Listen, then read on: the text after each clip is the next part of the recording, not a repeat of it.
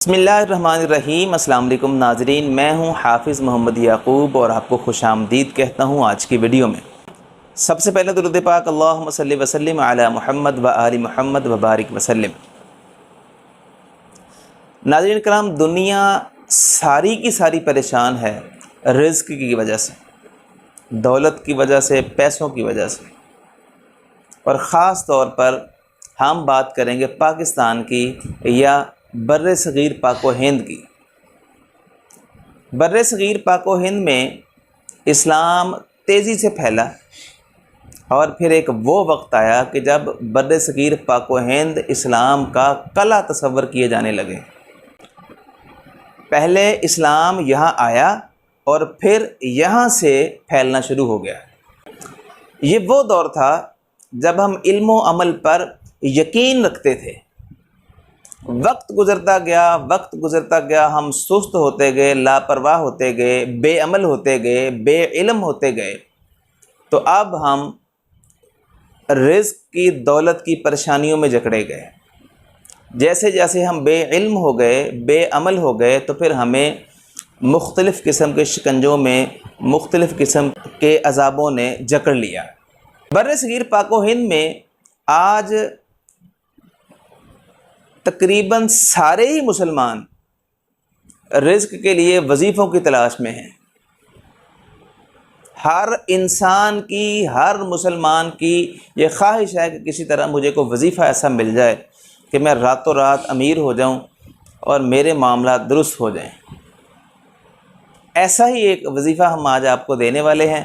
Video کو پورا دیکھیے گا، ہم آپ کو پوری بات سمجھا پائیں گے انشاءاللہ آج، اور اللہ کرے کہ ہم آپ کو یہ بات سمجھا جائیں۔ اس سے پہلے ہم آپ سے گزارش کریں گے کہ اگر آپ یوٹیوب پہ ہمیں دیکھ رہے ہیں تو چینل کو سبسکرائب کر لیں، اور اگر آپ فیس بک پہ ہمارے ساتھ ہیں تو پیج کو فالو کیجیے گا اور ویڈیو کو ضرور لائک کیجیے گا۔ دوستو، وظیفے کا پاورفل ہونے کا کیا مطلب ہے؟ ہم کون سا وظیفہ تلاش کر رہے ہیں کہ جو ہم پڑھیں، ہمیں کوئی بتائے، ہم اس کی تسبیح شروع کر دیں اور ہم جناب راتوں رات اپنے بیڈ پہ، اپنے کمرے میں، اپنی چارپائی پہ بیٹھے رہیں اور اوپر سے بارش ہو اور فل ڈالر جو ہے نا وہ ہمارے کمرے میں بھرے پڑے ہوں؟ کیا ایسا ممکن ہے؟ ہم آج اس بات پہ غور کریں گے۔ حضرت عیسیٰ علیہ السلام جب دنیا میں واپس آئیں گے، جب فرشتے ان کو دمشق کی مسجد کی چھت پہ چھوڑ کے چلے جائیں گے، تو عیسیٰ علیہ السلام لوگوں سے کہیں گے کہ سیڑھی کا بندوبست کرو، میں نیچے اترنا ہے۔ لوگ ان کو جگتے ماریں گے کہ جناب آپ آسمان سے مسجد پہ آ گئے ہیں اور مسجد سے نیچے نہیں آپ سے اترا جا رہا۔ تو عیسیٰ علیہ السلام کا جواب انتہائی غور طلب ہے۔ آپ فرمائیں گے کہ جہاں سے میں آیا ہوں وہ عالم اسباب نہیں ہے، اور جہاں میں آیا ہوں یعنی اس دنیا میں تو یہ عالم اسباب ہے۔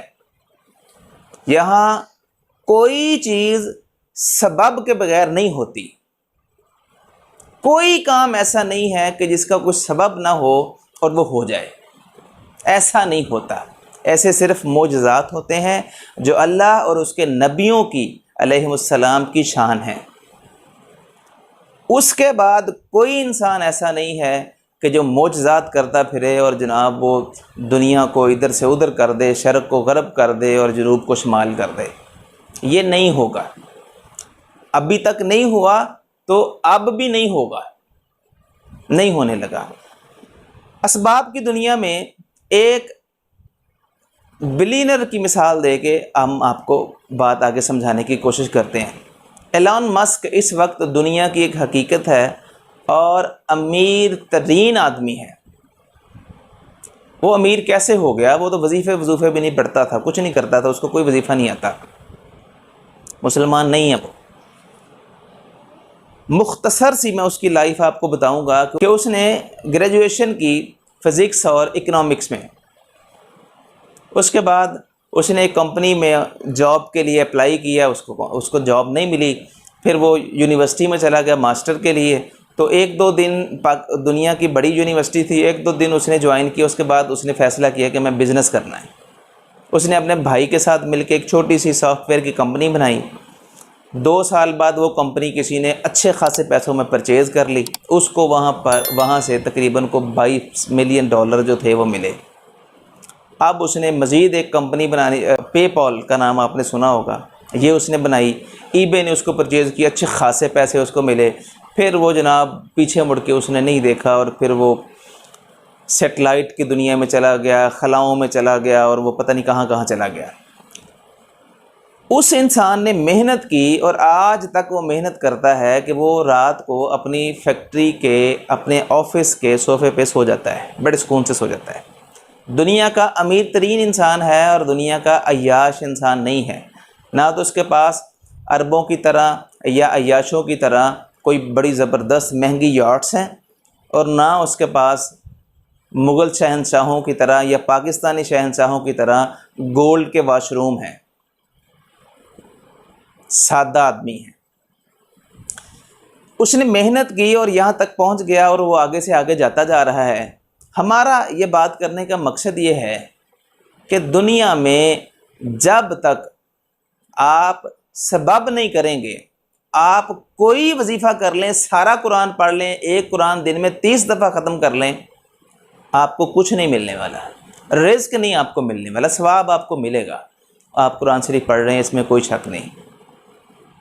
دوستو، بات سمجھنے والی یہ ہے کہ ہم جب سے لا علم ہوئے ہیں، ہم جب سے بے عمل ہوئے ہیں، تو پھر ہمارا اعتقاد اور ہمارا یقین ڈائیورٹ کر دیا گیا۔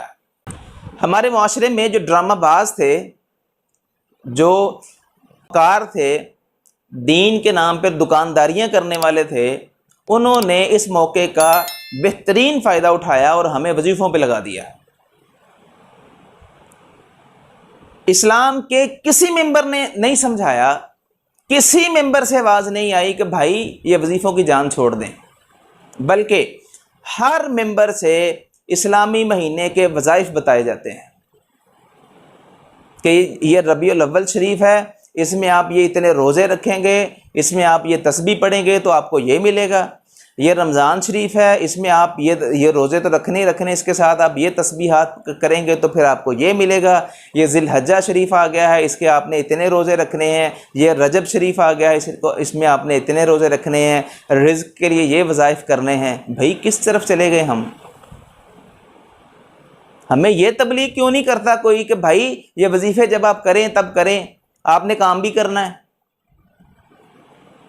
کام کرنے کا کوئی نہیں کہتا، گھر سے نکلنے کا کوئی نہیں کہتا، ہمیں کوئی فیلڈ نہیں بتاتا کہ یار آپ کو کوئی نہیں کام ملتا تو آپ یہ والی فیلڈ ٹرائی کر کے دیکھو۔ پتہ ہی نہیں کسی کو، ہم تو محنت سے ویسے ہی عاری ہو گئے، سارے کے سارے باغی ہو گئے اور ہم وظیفوں کے چکر میں پڑ گئے۔ دیکھیں، وظیفہ کرنا کوئی غلط بات نہیں ہے، یہاں ہم بالکل اس پہ اعتراض نہیں کر رہے کہ آپ وظیفہ نہ کریں، آپ وظیفہ ضرور کریں۔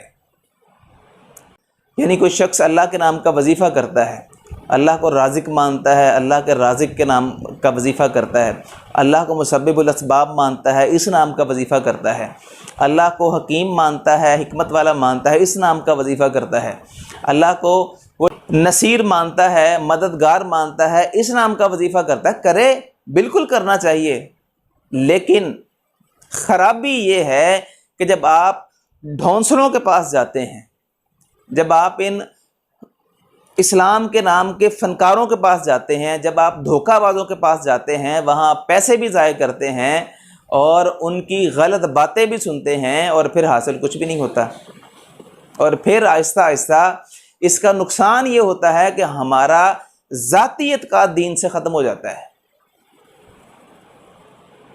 دیکھیں، ایسا نہیں ہو گیا کہ ایلن مسک اگر دنیا کا امیر ترین آدمی ہے تو اب وہ ہاتھ نہیں ہلاتا، اس کے آگے اگر کھانا پڑا ہوا ہے نا تو وہ خود ہی توڑ کے کھاتا ہے۔ ایسا نہیں ہو گیا کہ کھانا خود اس کے منہ میں چلا جاتا ہے اور وہ بہترین عیاشی والی زندگی گزار رہا ہے۔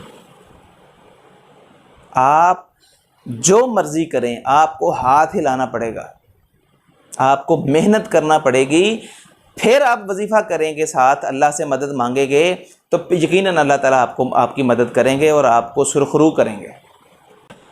اور یہ بات یاد رکھیں آپ کہ جو وظیفہ آپ نے کرنا ہے نا، وہ کسی ایرے غیرے کی بات نہیں سننی ہے۔ آپ نے جو شخص آپ کو وظیفہ بتائے، آپ نے خود قرآن اور حدیث سے ڈھونڈنا ہے۔ اللہ تعالیٰ نے بہترین وظائف جو ہے نا وہ اپنی آیات مبارکہ میں بتائے ہوئے ہیں رزق کے متعلق۔ اسی طرح حضور اکرم صلی اللہ علیہ وسلم نے وظائف بتائے ہوئے ہیں، ہم آلریڈی اس پہ ایک ویڈیو بنا چکے ہیں، اس کا لنک ابھی ہم آئی بٹن میں دے دیتے ہیں، یہاں سے آپ دیکھ سکتے ہیں، ڈسکرپشن میں لنک دے دیں گے، وہاں سے آپ دیکھ سکتے ہیں۔ وہ دعائیں آپ یاد کریں جو اللہ اور اس کے رسول صلی اللہ علیہ وسلم نے بتائی ہیں۔ ایویں خام خواہ لوگوں کی باتوں میں آ کے وہ دیکھیں نا، اب کسی کو گرامر آتی ہے اور وہ 2-4 لفظ ایسے جوڑ دے کہ یا اللہ تو میری مدد فرما اور مالک تو میرے رزق میں اضافہ فرما۔ اب یہ جو بھی یہ لفظ بتا دے گا، ہمارے لیے تو دعا ہے، وہ سادہ سی عام آدمی ہیں، ہم سادہ آدمی ہیں، ہمیں نہیں پتہ عربی کا۔ تو ٹائم نہیں ضائع کرنا، ہم نے محنت کرنی ہے، پہلے محنت کرنی ہے، بعد میں وظائف کرنے ہیں، اور پھر انشاءاللہ العزیز اللہ پاک جو ہے وہ ہماری مدد کریں گے۔ دوستو یہ تھی آج کی ویڈیو، امید کرتا ہوں میرا میسج آپ تک پہنچ گیا ہوگا، آپ کو سمجھ آ گئی ہوگی۔ اس ویڈیو کو ضرور شیئر کیجیے گا، قیمتی ویڈیو ہے۔ ملتے ہیں کسی نئی ویڈیو میں، تب تک کے لیے اللہ حافظ۔